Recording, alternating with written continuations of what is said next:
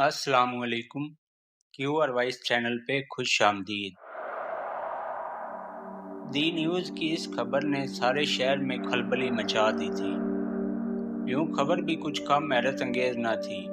दी news के दरवाजे पर इस वक्त काफ़ी भीड़ लगी हुई थी। लोग एक ही बात बार बार पूछ रहे थे, क्या ये खबर सही है? जी हाँ, ये खबर सही है।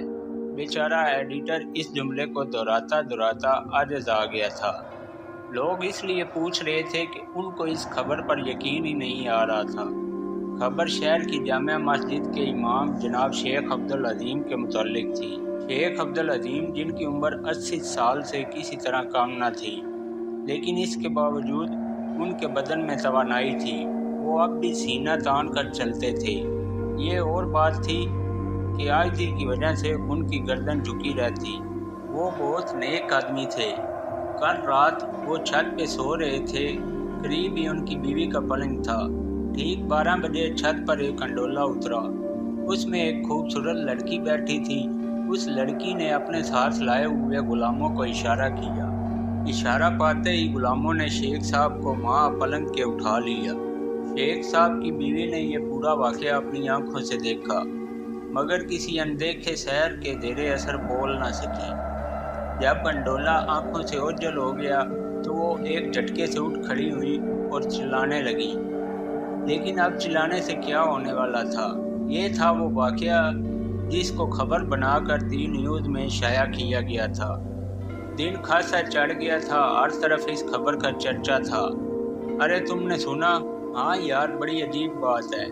शेख साहब को परी उड़ा कर ले गई। यार मुझे ले जाती तो मज़ा आ जाता। वो कमबख्त आशिक हुई तो एक नमाज़ी परहेज़गार पर, जो बूढ़ा भी है। अरे हम जैसे कड़ियल जवान को ले जाती तो। लोग भांत भांत की बोलियां बोल रहे थे। एक खूबसूरत महल के सजे सजाए कमरे में रेशम जैसे मुलायम गुदगुदे बिस्तर पर शेख साहब आंखें मूंदे पड़े थे। कमरे में उनके अलावा और कोई न था, मगर वक्फे वक्फे से उनके सर और दाढ़ी के बाल हवा से लहराने लगते, ऐसे जैसे कोई अनदेखा वजूद उन्हें आहिस्ता आहिस्ता पंखा झल रहा हो। अचानक शेख साहब के जिस्म में हरकत हुई। उनका हाथ पहलू से उठकर सीने पर चला गया। होंठ खुले, आवाज़ निकली, या अल्लाह। आंखें बांधी रहीं, फिर पपोटों में हरकत हुई। शेख साहब ने सीधे हाथ की तरफ गर्दन मोड़कर तकिए को देखा। वहाँ जा नमाज की बजाय किशमिशी रंग की मखमल दिखाई दी। खुदा के नेक बंदे का दिल घबराया और उन्हें खुद ब खुद किसी खतरे का एहसास हो गया।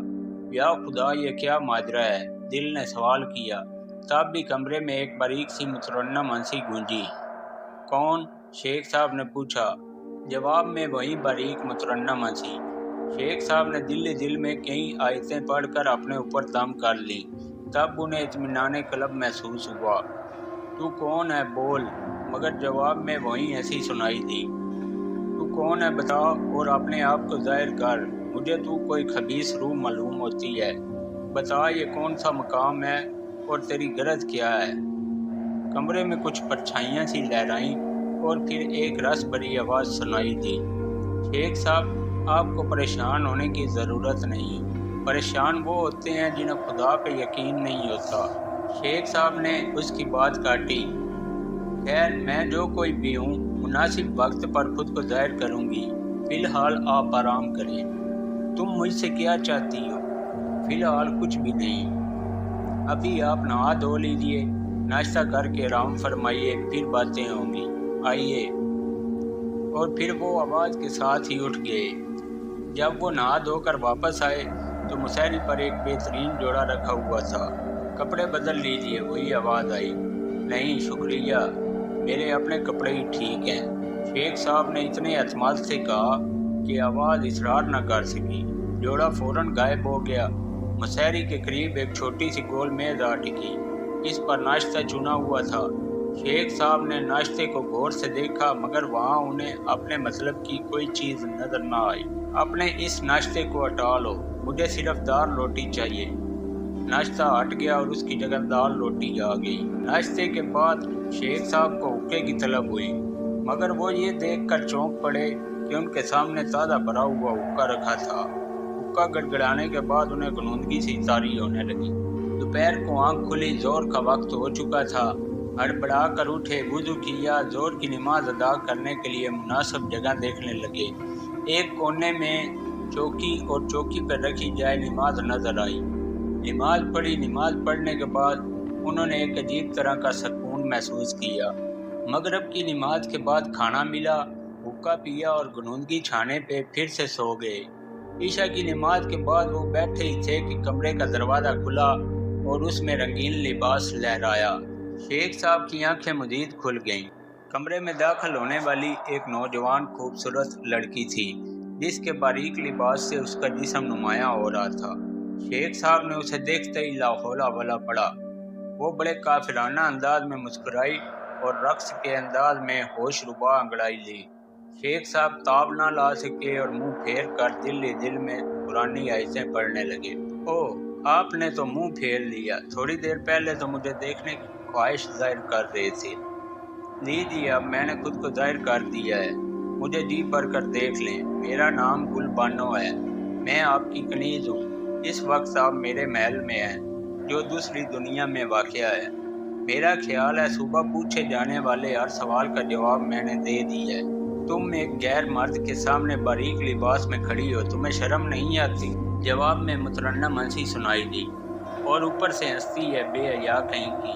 शेख साहब नाराज ना हो, मेरी तरफ देखें, मैंने लिबास बदल लिया है। शेख साहब ने गर्दन मोड़कर उसे देखा और फौरन इस्तग़फ़ार पढ़ते हुए मुंह छुपा लिया। गुल बानो बिल्कुल नंगी खड़ी थी। फिर वो आहिस्ता आहिस्ता चलती हुई शेख साहब के पास आई और उनके सर के सफेद बालों में हाथ फेरने लगी। अपने नापाक हाथों को मुझसे दूर रखो।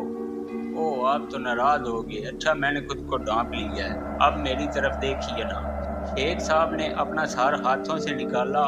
वो वाकई ही एक मोटी चादर ओढ़े खड़ी थी। बोल क्या चाहती है? शेख साहब की आंखों में सुर्खी घुलने लगी। उठकर मेरे पास तो आइए। वो तेजी से उठे। बोल, तेरी गरज क्या है? गुल बानो मुस्कुराई, अपने होठों को सुकेड़ कर दायरा बनाया और बड़े प्यार भरे अंदाज में बोली, इन्हें चूम लीजिए।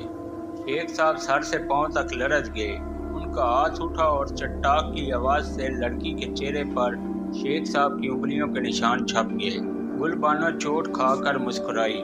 शेख साहब, कल से आपका खाना पीना बंद, उस वक्त तक के लिए जब तक आप मेरी यह मामूली सी ख्वाहिश पूरी नहीं करते।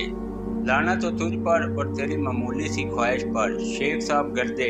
और फिर वाकई अगले दिन से ना सिर्फ उस लड़की ने शेख साहब का खाना पीना बंद कर दिया, बल्कि हुक्का भी गायब हो गया। 2 दिन शेख साहब ने बखैरो खूबी काट ली, मगर तीसरे दिन उनकी हालत गैर होने लगी। खाने की बात हो तो आदमी किसी हद तक बर्दाश्त कर ले, मगर प्यास और भूखे की तलब कब तक कोई बर्दाश्त करे। जब चौथा दिन लगा तो शेख साहब ने महसूस किया कि अब वो ज्यादा देर जिंदा नहीं रह सकेंगे। पेट पीठ से जा लगा था, रंग जर्द हो चुका था, आंखों के गिर्द स्याह हल्के पड़ चुके थे। वो बेजान से मुसहरी पर पड़े थे। उन 4 दिनों में गुल बानो कई बार उनके पास आई थी, लेकिन उन्होंने हर बार उस पर लानत भेजकर उसे मायूस लौटा दिया था। वो इतने कमजोर हो गए थे कि पहलू से हाथ उठाकर सीने पर नहीं रख सकते थे। आंतें खाने के लिए फरियाद कर रही थी और होंठ पानी के लिए तरस रहे थे, लेकिन वहाँ ना खाना था ना पानी। हाँ, मगर गुल बानो वहाँ जरूर खड़ी थी, जो आहिस्ता आहिस्ता सिराने की तरफ बढ़ रही थी। शेख साहब ने और सुनकर बड़ी मुश्किल से आंखें खोली। गुल बानो आहिस्ता आहिस्ता उन पर झुकने लगी। मुझे पानी दो। होंठ हिले और ऐसा लगा जैसे आवाज कहीं बहुत दूर से आई हो। सब कुछ मिलेगा, मगर पहले मेरा काम। गुल बानो मुस्कुराई और अपने होठों को शेख साहब के पिपड़ी बने होठों पर रख दिया। शेख साहब को मजबूरन उसे बोसा देना पड़ा और तब भी गरजदार कहकर सुनाई दिया। शेख साहब के सामने गुल बानो की बजाय एक खबीस बदसूरत आदमी खड़ा था। तुम कौन हो? शेख साहब ने नईफ आवाज में कहा। मैं शैतान उल शयातीन। कौन? इब्लीस? हाँ, मैं इब्लीस हूँ। मेरा तजर्बा कामयाब हुआ। भूख ही एक ऐसी चीज है जो इंसान के ईमान को डगमगाने पर मजबूर कर सकती है। इब्लीस ने जोरदार कहका लगाया और गायब हो गया। शेख साहब बेहोशी में डूब गए।